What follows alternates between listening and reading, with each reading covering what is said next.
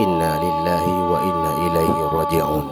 11 rumah terbakar di Simpang 3 Tritid, Bener Meriah.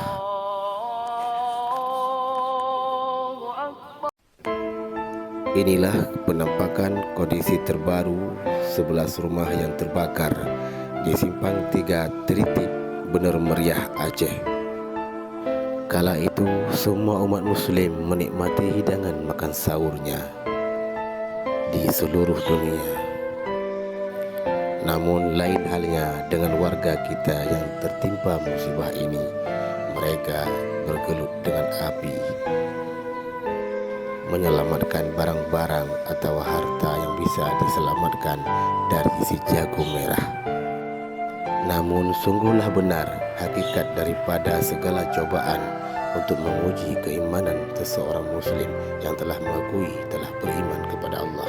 Semoga mereka selalu sabar dan tetap tabah dalam menghadapi cobaan dan musibah ini.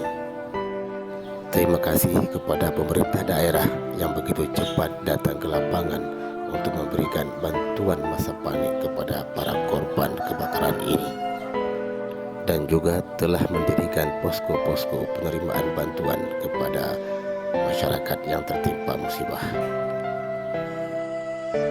Terima kasih atas segala perhatian. Wassalam. Hutardi, Georgia.